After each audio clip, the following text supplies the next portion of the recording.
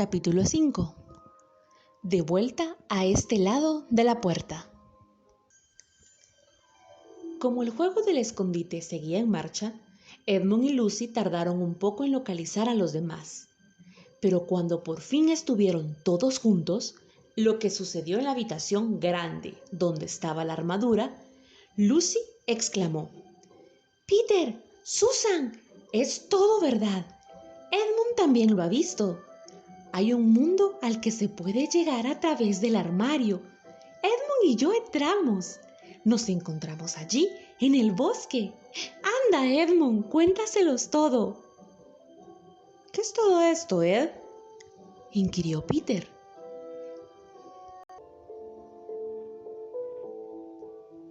Y ahora llegamos a uno de los puntos más desagradables de esta historia.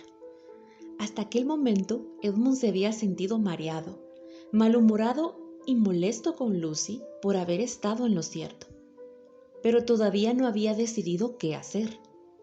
Sin embargo, cuando de improviso Peter le hizo aquella pregunta, decidió al instante hacer lo más mezquino y rencoroso que se le ocurrió. Decidió hacer quedar mal a Lucy. «Cuéntanos, Ed», dijo Susan. Y Edmund les dirigió una mirada de tremenda superioridad, como si fuera mucho mayor que Lucy, cuando en realidad solo se llevaban un año.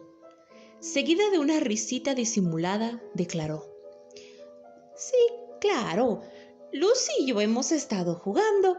Fingíamos que su cuento era realidad y que ese mundo en el armario era cierto, pero solo para divertirnos, claro. En realidad, ahí no hay nada». La pobre Lucy echó una mirada entre enojada y dolida a su hermano y salió corriendo de la habitación. Edmund, que a cada minuto que pasaba se convertía en una persona más malvada, pensó que había conseguido marcarse un tanto y se apresuró a añadir: «Ya está otra vez. ¿Qué le sucede? Eso es lo peor de los niños pequeños, ¿saben?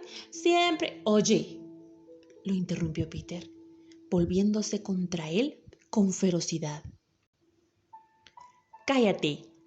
Te has comportado de un modo atroz con Lu desde que ella empezó esa tontería del armario. Y ahora te dedicas a tomarle el pelo y a hacer que vuelva a sacar a relucir el tema. Creo que lo has hecho simplemente para mortificarla». «¡Ah! ¡Eso son tonterías!», repuso Edmund, estupefacto. «Claro que son tonterías», dijo Peter. «Esa es la cuestión. Lu estaba perfectamente bien cuando nos fuimos de casa, pero desde que llegamos aquí parece que a su cabeza le está pasando algo o que se está convirtiendo en una mentirosa empedernida. Pero sea lo que sea, ¿qué bien crees que le hará si te dedicas a fastidiarla y a burlarte de ella un día y a animarla al día siguiente?» «Yo pensaba, empezó Edmund, pero no se le ocurrió nada que decir. «No pensabas nada», replicó Peter. «Es pura gana de molestar. Siempre te ha gustado aprovecharte de todos los que son menores que tú. En la escuela haces lo mismo». «Vamos, déjalo», intervino Susan. «Que ustedes se peleen no va a mejorar nada. Mejor vamos a buscar a Lucy». A nadie le sorprendió que cuando encontraron a la niña, bastante más tarde, ésta mostrara huellas de haber estado llorando. Lo que le dijeron no sirvió de nada porque ella se mantuvo firme en su historia. «No me importa lo que piensen y no me importa lo que digan. Pueden decírselo al profesor o escribirle a mamá o hacer lo que les parezca. Sé que he conocido a un fauno allí y ojalá me hubiera quedado en ese lugar. Todos ustedes son unos brutos, unos brutos». Fue una tarde muy desagradable.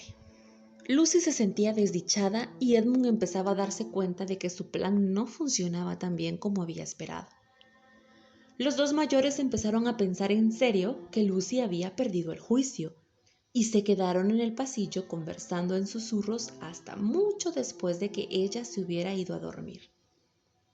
El resultado fue que a la mañana siguiente decidieron que irían a contarle todo aquello al profesor. Escribirá a papá si cree que a Lucy le pasa algo importante, dijo Peter, porque esto se nos escapa de las manos. De modo que fueron a llamar a la puerta del estudio y el profesor dijo: «Adelante». Se levantó y les ofreció unas sillas y les indicó que se hallaba a su disposición. Luego se sentó a escucharlos juntando las puntas de los dedos y sin interrumpir ni una vez, hasta que finalizaron todo el relato. Tras ello permaneció sin hablar durante un buen rato. Luego garraspeó y dijo lo último que ellos habrían esperado oír.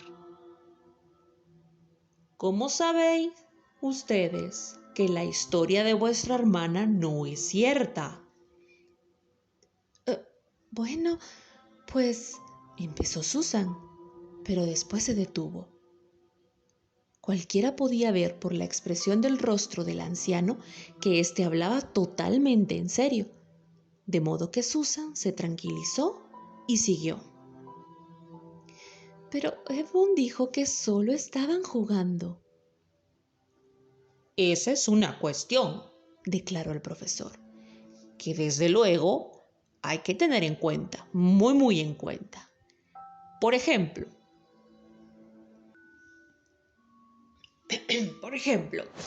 si me permiten que se los pregunte,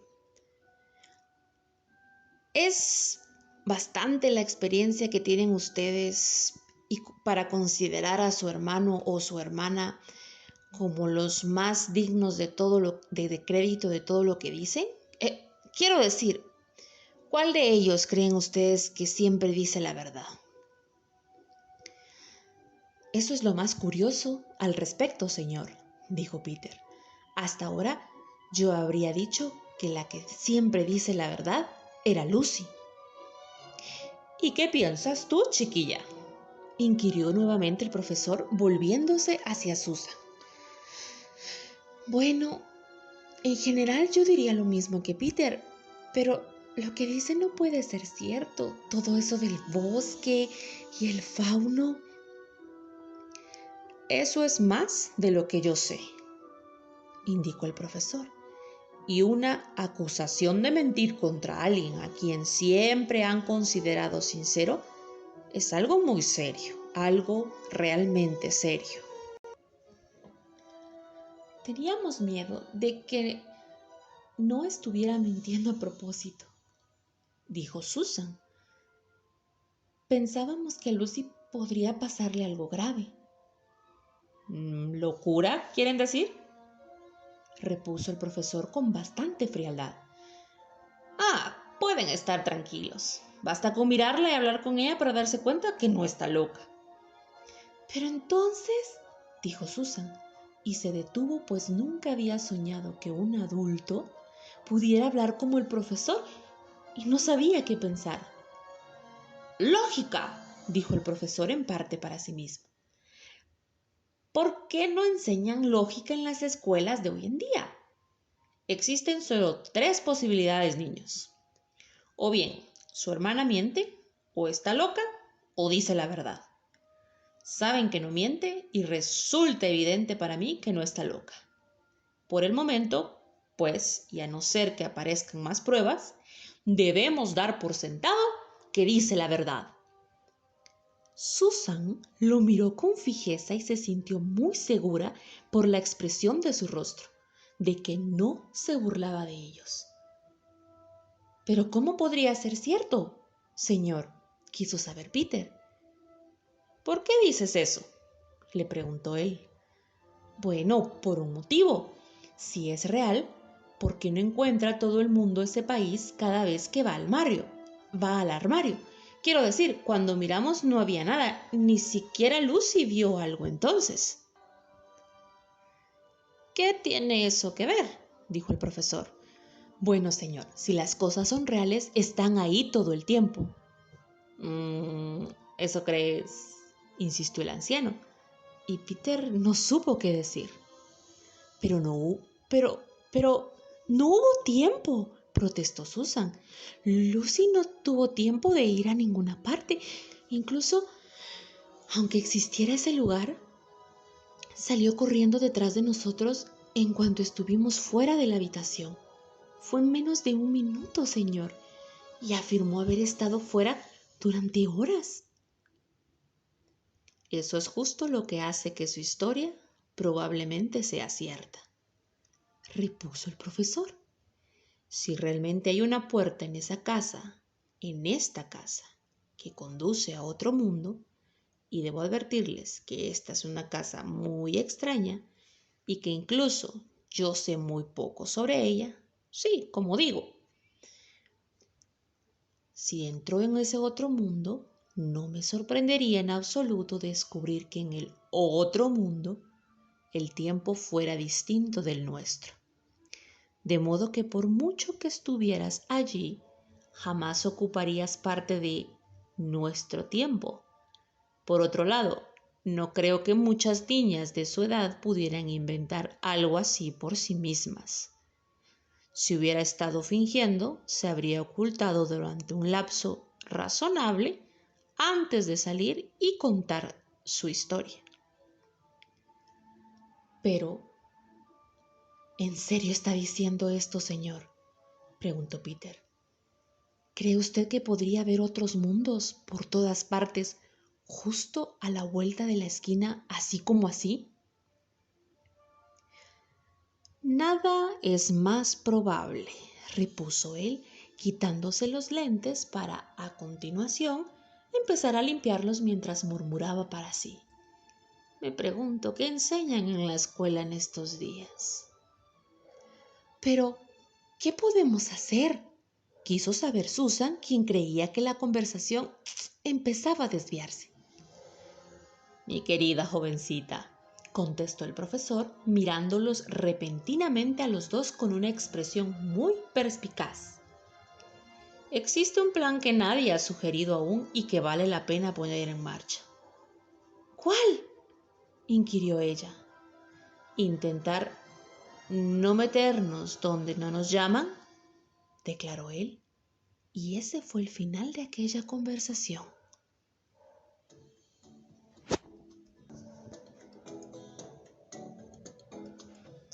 Después de aquello, las cosas fueron mucho mejor para Lucy.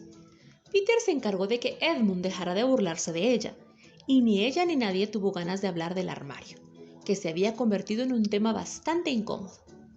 Así pues, durante un tiempo pareció como que si todas las aventuras fueran a terminarse, pero no iba a ser así. La casa del profesor, sobre la que incluso él sabía tan poco, era tan vieja y famosa que gente de toda Gran Bretaña acostumbraba a pedir permiso para visitarla. Era esa clase de casa que aparece en las guías turísticas e incluso en los cuentos.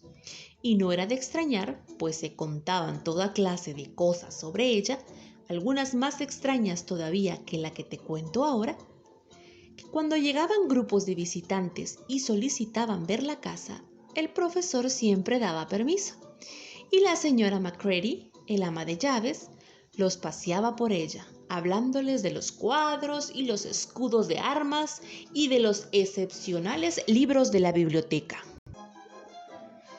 A la señora Macready no le gustaban los niños y no le gustaba que la interrumpieran cuando contaba a las visitas las cosas que sabía.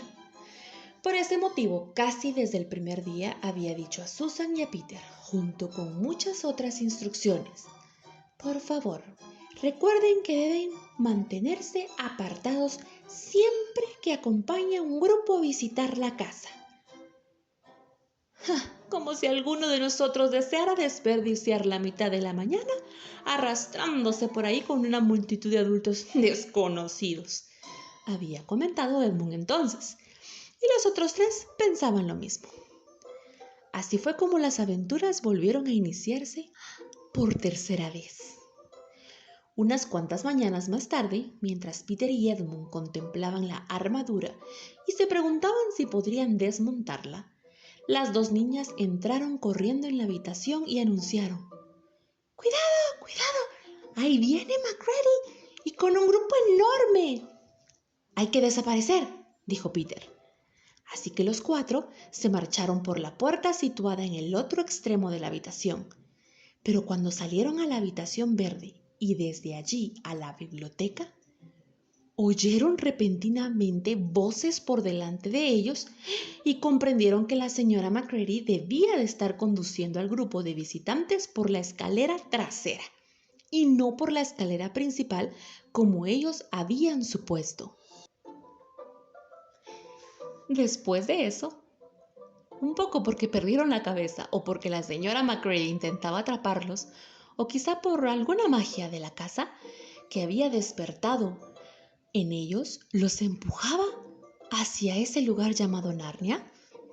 Lo cierto fue que pareció como si el grupo los fuera siguiendo a todas partes hasta que por fin Susan dijo: ¡Qué lata, esos turistas!